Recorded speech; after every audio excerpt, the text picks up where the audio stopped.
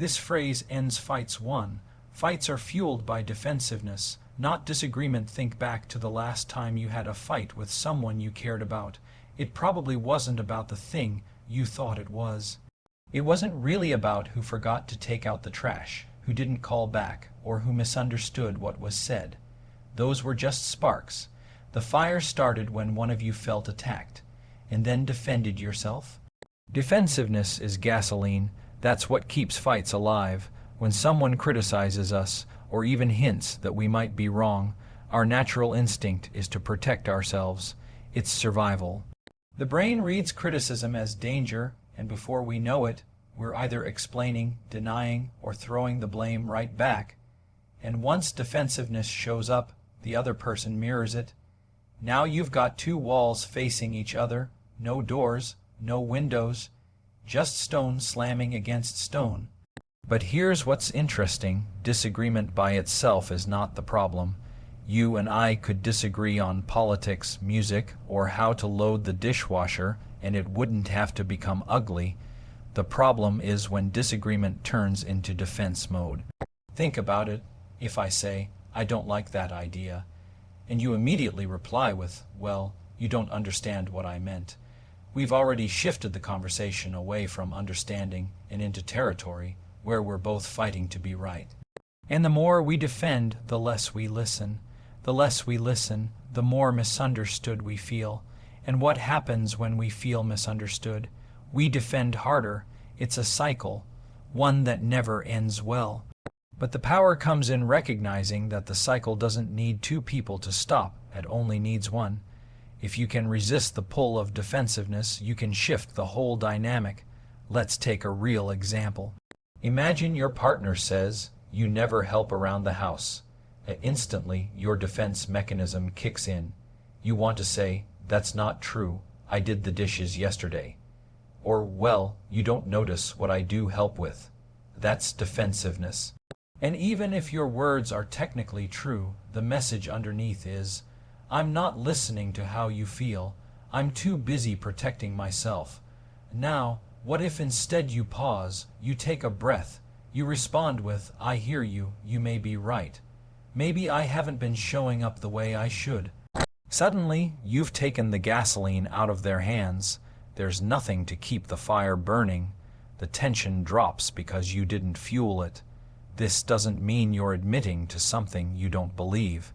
It means you're strong enough to put connection above correction. It means you're choosing peace over proving a point. And here's the hidden benefit. When you stop defending, you invite the other person to stop attacking. You create space for calm, for clarity, and for an actual solution. Because at the end of the day, most fights aren't really about the facts. They're about feelings. People argue because they feel unheard, unappreciated, or dismissed.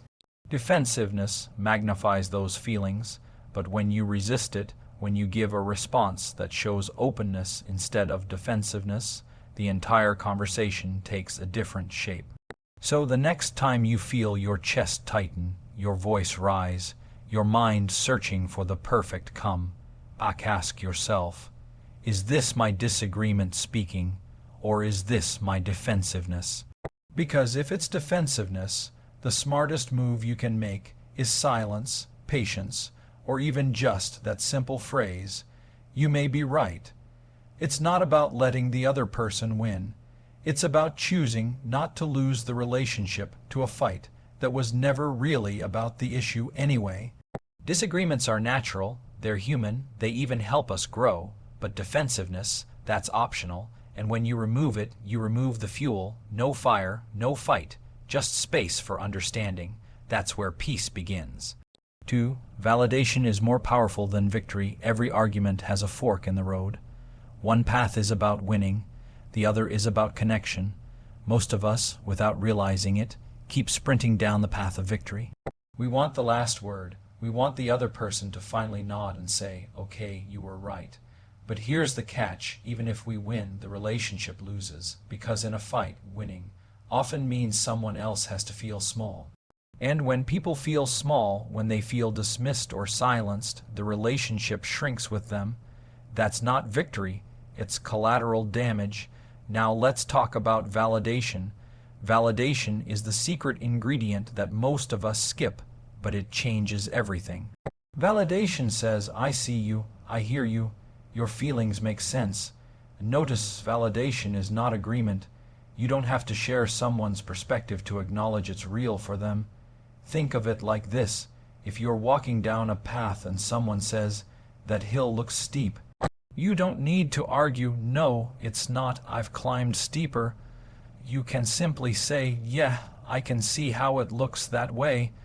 That's validation. You didn't agree, you didn't disagree, you just acknowledged their reality. And what happens next? They relax. They feel understood. The hill suddenly feels a little less steep because they're not carrying the extra weight of being dismissed. Validation is powerful because it diffuses. Arguments thrive on resistance, like waves crashing against a wall. But when you validate, you stop being the wall, the waves soften, the tension lowers, and suddenly the conversation shifts from combat to connection. Let me give you a practical example. Someone says, you never listen to me. Instinct says, defend yourself. That's not true. I always listen. That's the victory path. You're trying to win, but validation takes a different turn. You say, I can see how you feel that way. I may not have been as present as I should have been. Boom, the temperature drops, because instead of fighting for the scoreboard, you chose to validate their experience. And here's the twist. Most people aren't actually hunting for you to admit you're wrong. They're hunting for acknowledgement. They're looking for proof that their voice matters, that their emotions matter. That they matter, validation gives them that proof. Let me make it even clearer. Think about a time when you were upset. Did you want someone to argue with you, or did you want them to say, I get it, that must have been tough? Which one brought peace? Which one made you feel safe enough to let your guard down? It's always validation, because validation heals the raw nerve faster than logic ever could. Now here's why validation is more powerful than victory. Victory is temporary. Validation is lasting. Winning an argument might silence someone in the moment, but validation builds trust for the long run. Winning a point might make you feel good for a second, but validation strengthens the bond so future arguments don't even need to happen. People remember how you made them feel long after they've forgotten what the fight was about. If you validated, they'll remember safety. If you chased victory, they'll remember hurt. That's the difference. So, the next time you're in that heated space, ask yourself, do I want to win or do I want us to heal? If you want to heal, don't reach for the clever comeback. Don't reach for the proof or the receipts. Reach for validation. It's the quieter strength, the calmer wisdom, the softer word that carries more weight than the loudest argument. And here's the magic. When you validate, you often do win, not the argument, but the moment. You win the chance to be heard yourself. You win peace instead of distance. You win trust instead of tension. That's the kind of win that actually lasts. Validation isn't weakness, it's emotional leadership. And when you give it freely, you'll discover it ends more fights than all the perfect arguments in the world ever could. 3. The phrase, you may be right, is a pressure release. There's a reason people yell in arguments. It's not always because they're angry. It's because the pressure is building inside of them. Think about it like a soda can. Shake it up, and what happens when you pop it open? It explodes. That's what most fights are. 2 shaken up cans, both ready to burst. Now imagine having a way to release the pressure before it explodes. That's exactly what the phrase "you may be right" does. It's simple, short, and surprisingly powerful. See, when someone is heated, they're not just throwing words. They're carrying emotions that have been bottled up. Maybe they feel ignored. Maybe they feel misunderstood. Maybe they feel like their perspective hasn't mattered. The more those feelings pile up, the more pressure there is in the conversation. And if you meet that pressure with your own defensiveness, guess what? You're shaking the can even harder, but when you say, "you may be right," it's like gently cracking the lid open. The fizz escapes, the tension drops. The other person suddenly feels less like they have to prove something and more like they've been given space to breathe.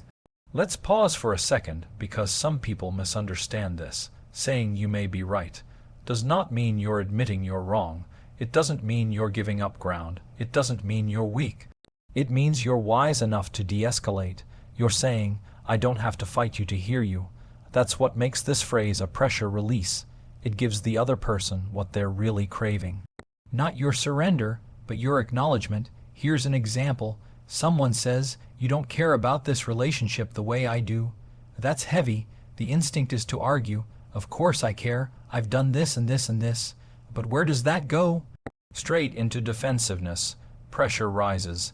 Instead, you breathe and say, you may be right. I may not have been showing it the way you need me to.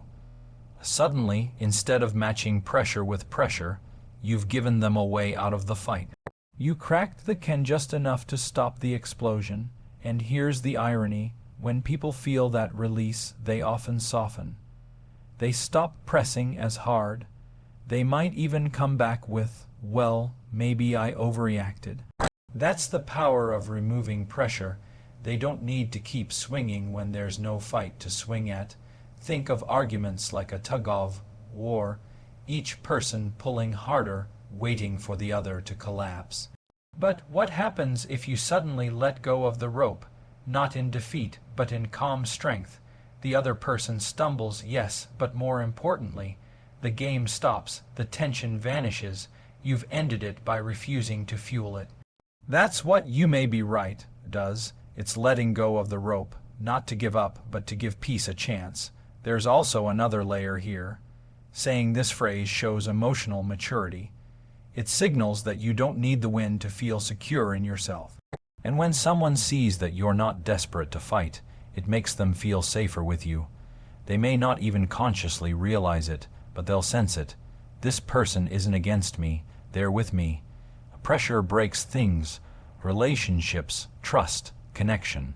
But release strengthens. It creates space for softer words, calmer tones, and actual solutions. So the next time you feel the argument rising like a storm, try it. Look at the other person and say, you may be right. Watch how the air changes. Watch how the volume lowers. Watch how the storm loses its thunder, because fights don't always end with the best argument. They end with the wisest response. And sometimes the wisest response is simply giving the pressure a way out. That's how peace sneaks back in. 4.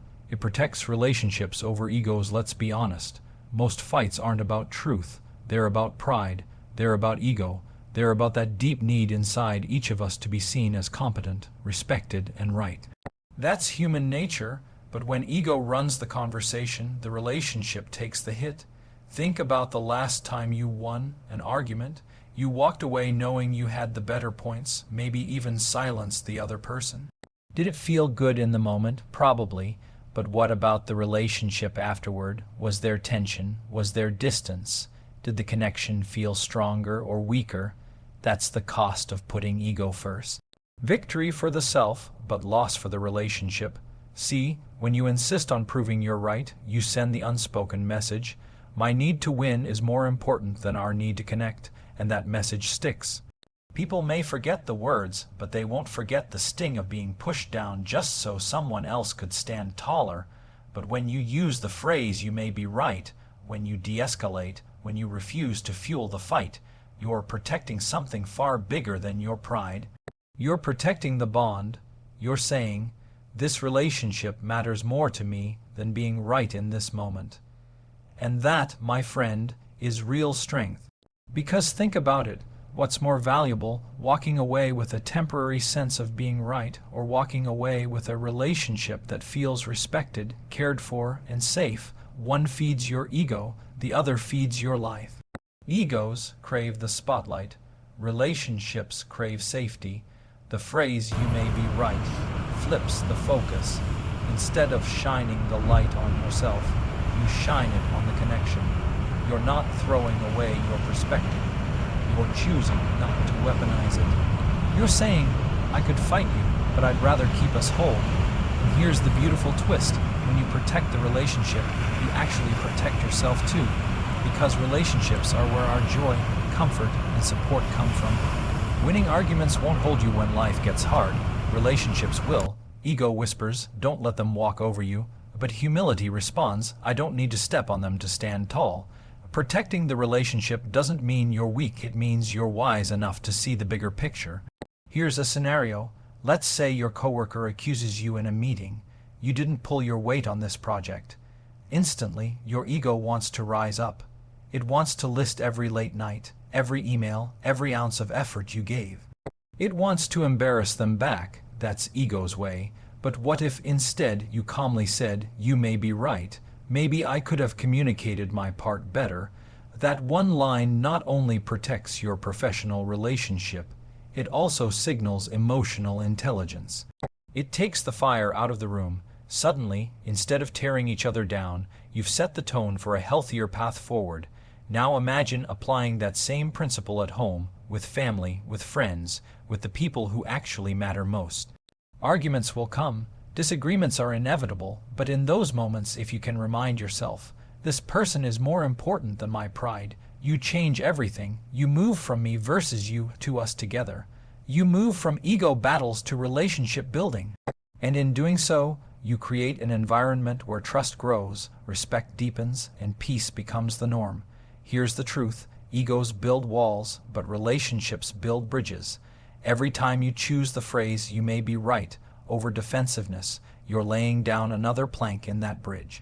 And those bridges are what carry you through life. So when the moment comes, when your ego is begging to speak, when your pride is begging to defend, pause. Ask yourself, do I want to protect my pride right now, or do I want to protect this relationship? Because one will give you a short-lived sense of victory. The other will give you lasting connection. And in the long run, connection will always be the bigger win. 5. It keeps your dignity intact. Here's the thing about arguments. When emotions rise, dignity usually disappears. We say things we don't mean. We raise our voice louder than we should. We throw words like darts, only to regret them later when the heat has cooled. And regret always feels heavier than the anger that caused it. But there's a different path. A path where you don't have to lose your cool or your character just to prove a point. A path where you can walk away from a disagreement with your head high, knowing you chose wisdom over impulse. That's the gift of saying you may be right. Let's break it down. When someone pushes us, our pride screams back. Defend yourself, protect yourself, don't let them think they've won. But here's the paradox. When you fire back in anger, when you scramble to prove yourself right, you don't actually look strong. You look rattled. You look shaken. You look like someone who has to scream to be heard. That's not dignity. That's desperation. Dignity is calm. Dignity is measured. Dignity is being able to sit in the storm without letting the storm sit in you. And when you use a phrase like, you may be right, you show that no one else has the power to pull you out of your character. Think of it like this. There's nothing dignified about shouting over someone. There's nothing dignified about slamming doors, rolling eyes, or keeping score. Those are the behaviors of people who are controlled by the fight. But dignity belongs to the person who can say, I won't be dragged into chaos, I'll rise above it. And here's the part we forget. Dignity isn't just about how others see us. It's about how we see ourselves when the dust settles. Because once the adrenaline fades, once the words are already out, we replay the scene in our head. We ask ourselves, did I handle that well? Did I stay true to the person I want to be? When your response is calm, when your words carry humility and control, you don't have to feel embarrassed later. You don't have to apologize for crossing lines. You don't have to patch up wounds caused by your pride. You can walk away knowing you stood tall, not by towering over the other person, but by refusing to sink beneath yourself. Now, some people will hear this and think, but doesn't that make me look weak? And the answer is no, quite the opposite. Weakness is reacting without control. Weakness is letting anger write your script. Strength is having every opportunity to lash out, but choosing not to. Strength is staying composed when everything around you is trying to pull you into chaos. Dignity is not about silence. It's about restraint. It's about knowing when your peace is worth more than your pride. And you may be right is a phrase of restraint. It's a reminder that you don't have to fight every battle to prove your worth. Here's a practical example. Imagine you're in traffic and someone cuts you off, then yells at you like it's your fault. You could yell back. You could roll down your window and let your frustration fly. But what does that give you? A few seconds of release, followed by a whole day of irritation. Or you could breathe, let them go, and keep driving. That's dignity. That's not weakness. It's wisdom. The same is true in personal relationships. When a loved one is upset and throwing harsh words your way, dignity isn't about matching their intensity. Dignity is about staying grounded enough to respond with calm, to say, "You may be right," instead of, "You're always wrong." At the end of the day, your dignity is something only you can protect. No one can take it from you unless you hand it over in anger, and the simplest way to protect it is by refusing to let arguments control who you are. So remember this: arguments will pass, words will fade, but your dignity, that's yours to keep if you choose it. And every time you say, "You may be right," you're not losing. You're winning the quietest, strongest victory. There is the victory of staying true to yourself. 6. It creates space for solutions instead of scars. Fights are expensive, not in money, but in what they leave behind. They cost us energy, they cost us peace, and most painfully, they often leave scars. Those invisible marks of words we wish we hadn't said, or tones we wish we hadn't used. Scars don't always show on the surface, but they live in the silence afterward, in the distance between people who used to feel close. That's the real danger of arguments left unchecked. They don't just solve nothing, they often create wounds. But there's another way. Instead of leaving scars, you can leave space. Space for understanding, space for respect, space for solutions that actually move things forward. And one of the simplest ways to create that space is by saying, "You may be right." And now, why does this work? Because fights feed on resistance. They need pushback to stay alive. Imagine a boxing ring. If one fighter puts down their gloves and refuses to throw a punch, there's no fight. It just becomes two people standing in a ring. The energy shifts, the tension evaporates. "You may be right" is like putting your gloves down. It tells the other person, "I'm not here to trade blows, I'm here to find peace." And once that barrier is lowered, something beautiful happens. Solutions become possible. Here's an example. Let's say two coworkers are arguing about how to handle a project. One insists on doing it their way, the other digs in on theirs. Back and forth, the energy builds, and nothing gets done. But if one of them takes a breath and says, "You may be right, let's look at how that could work," suddenly the fight isn't about who's right anymore, it's about what actually works. The shift opens a door to problem solving. It's the same in personal relationships. When your partner says, "You don't make enough time for me," your first instinct might be to defend yourself. But if you answer with, "You may be right, I haven't been as present as I should," the conversation stops being about who's to blame and starts being about how to fix it. Now you can talk about scheduling, about priorities, about real solutions, things that heal instead of words that hurt. See, fights left to grow create scars because the focus stays on the wound. Who hurt who, who's right, who's wrong. But when you shift the focus towards solutions, you're saying, "Let's stop scratching the wound and start healing it." That's how trust is rebuilt. That's how progress is made. And here's the thing: solutions don't live in a room full of shouting. They live in the quiet after validation. They live in the space where ego steps aside and humility steps in.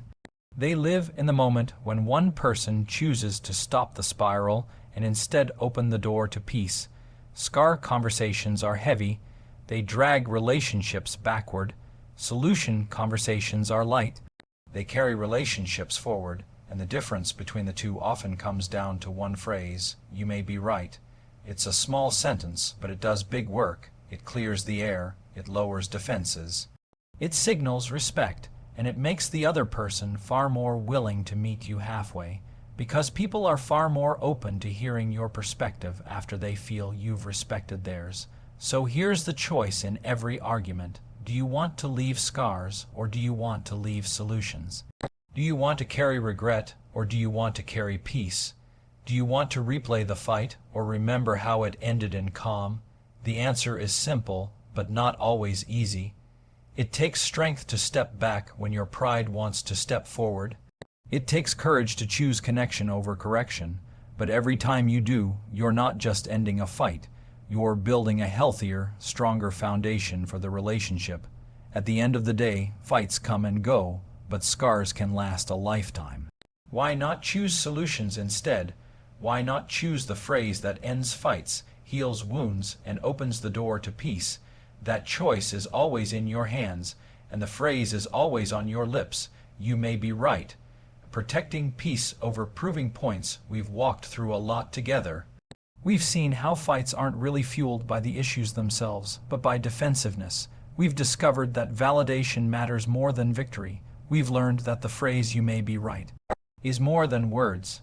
It's a pressure release that protects relationships, safeguards dignity, and creates space for solutions instead of scars. And at the heart of it all is this truth: you don't have to lose yourself to win peace. Think about it. Every fight puts two things on the line: your pride and your connection. One gives you a short burst of satisfaction. The other gives you lasting strength. One says, "I won." The other says, "We didn't lose each other."